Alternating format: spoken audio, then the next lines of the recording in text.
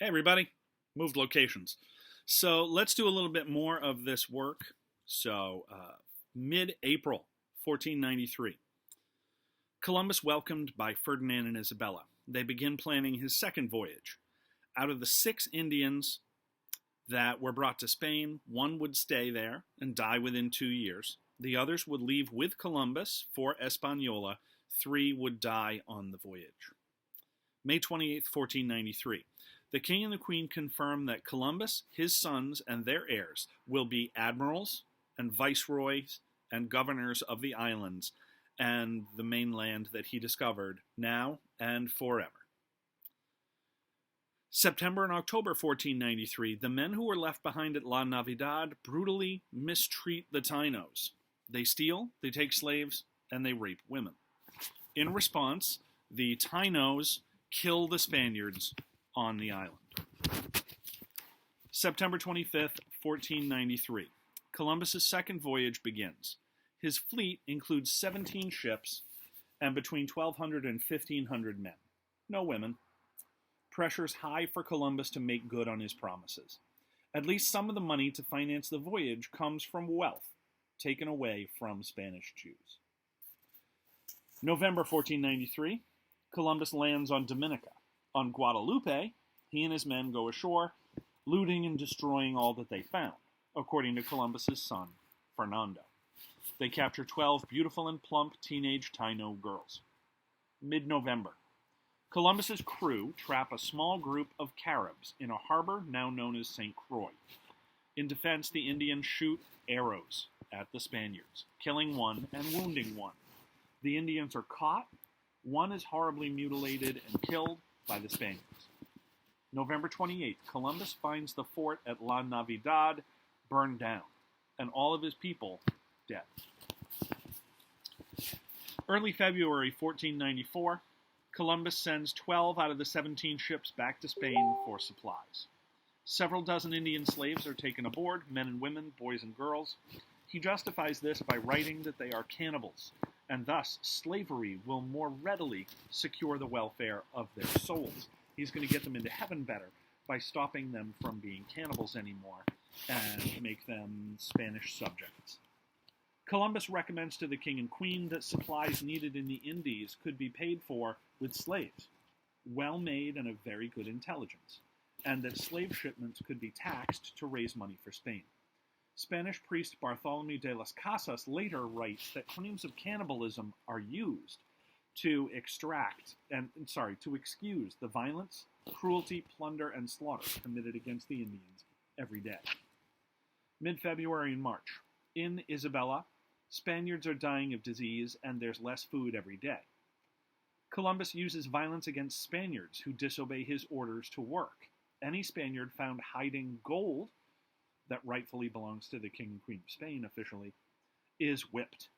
Colonist Miquel de Queno writes, "Some have had their ears slit, some the nose, very pitiful to see." Many blame Columbus, the governor of the island, for their problems. Demoralized, many of them say they want to leave. Late March and early April, Columbus is told that Indians are leaving their villages and that their leader, Caonabo, is preparing to attack the Spanish fort at Isabella. Las Casas writes that Columbus ordered Alonso de Hojeda to lead a squadron by land to the fort of Santo Tomas and spread terror among the Indians to show them how strong and powerful the Christians are so that they won't try to attack. April 9th, 1494, Hojeda takes 400 men inland. 400 Spanish soldiers go inland. They capture a leader of a Native American tribe and some of his relatives, accuses one leader of theft, and has his ears publicly cut off. When Hojeda returns to Isabella with these and with other prisoners, Columbus orders that a messenger be sent to announce that they will be beheaded. Las Casas comments, "What a pretty way to promote justice, friendship, and make the faith appealing. To capture a king in his own country and sentence him, his brother, and his nephew to death for no fault of their own?" April 24th, 1494. Columbus leaves Isabella to find the mainland of the Indies. Spring 1494, Columbus explores the coast of Jamaica. Andres Bernaldez, accompanying Columbus, writes of the island's extreme beauty. Columbus sets loose a vicious dog against the Indians. Bernaldez writes that it did them great damage. A dog is equal to 10 men against the Native Americans. June 12, 1494. Columbus, off the coast of Cuba, believes that he has reached the mainland. The next day, he begins his return to Hispaniola. September 14th. Columbus reaches the southern coast of Hispaniola, and instead of returning to Isabela, Columbus heads to Puerto Rico to raid for Carib slaves. However, he becomes ill, and his officers return the ships to Isabela. 1494. Returning to Spain, mutineers against Columbus complain to the king and queen that he's being a bad leader of the Spanish. They say there is no gold. They say the whole trip is just a joke. 1495. Columbus must be desperate to prove that he can make money for the king and queen of Spain because he rounds up 1,600 Tainos, the same people he had earlier described as so full of love and without greed. Some 550 of them, among the best males and females, writes Miquel de Queno, are chained and taken on board ships and sent to Spain as slaves. Of the rest who are left, the announcement went around that whoever wanted them could take as many as he pleased, and this was done. 1495.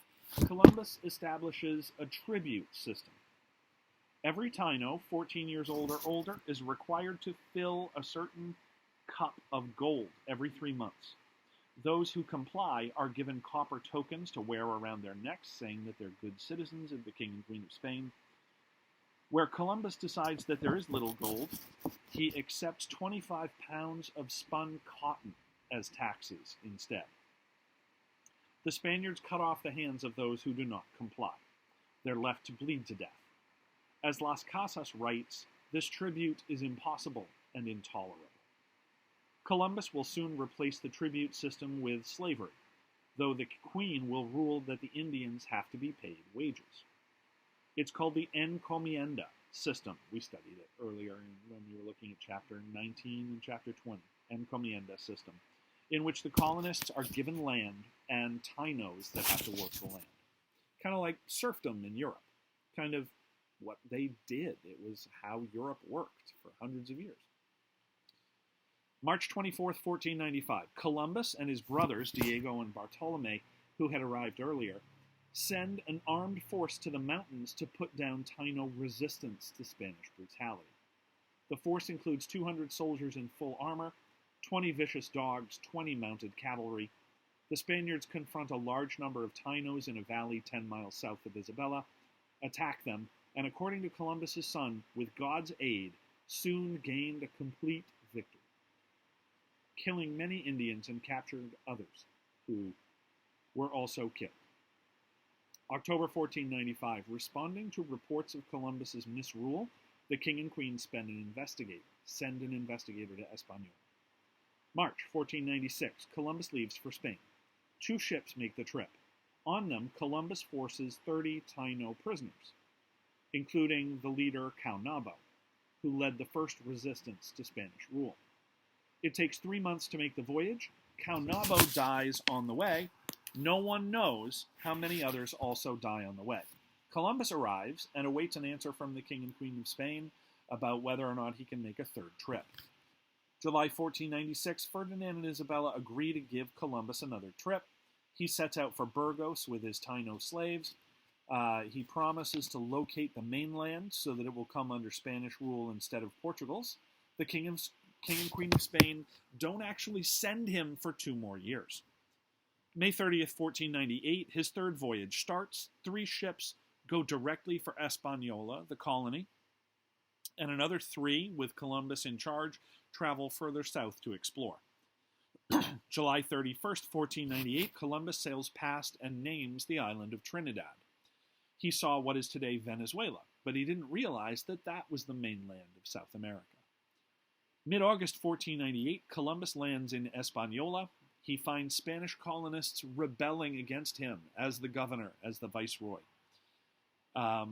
He backs down and he offers amnesty to anyone who will come back to Spain or accept free land. 1500. By now, the Spaniards have established 7 forts in Hispaniola and at least 340 gallows, which are places to execute people. August 1500. The king and queen, upset over the negative reports of Columbus's bad government, although nothing to do with how good or how bad he was treating the Taino. It's all about his treatment of the Spanish colonists. They send a commissioner to take charge of the island from him. The commissioner arrives, and Columbus and his brothers, who had been ruling with him, were sent back to Spain for trial. Late October, Columbus arrives in chains. A few months later, he presents his case to the king and queen. He demands that they make him governor again. He will make one more voyage. So obviously he was found innocent, or at least not too guilty, because the king and queen of Spain give him command again. Late October, Columbus arrives in Cadiz. May 20th, 1506, Columbus dies. 1542, so this is 36 years after Columbus is dead. Bartolomé de las Casas writes that there are only 200 Tainos left on Hispaniola. One scholar recently estimated that there had been 3 million to start with. So, something during Columbus's time, something after Columbus's time, because there's 36 years that go by after Columbus dies. And Columbus hadn't even been to the New World for years before he died. So, we need to remember that whatever you want to think, if he's guilty, you need to remember that it needs to be something from that list of 11 things. You also need to remember that it has to be with his knowledge, that it's part of a systematic thing, an organized plan, or it's widespread. Happens many times all over the place. So these are the things that you should consider.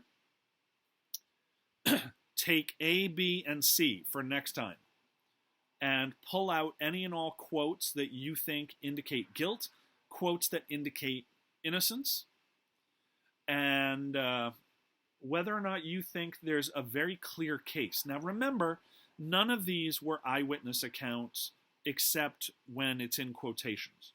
So only the stuff in quotations really counts.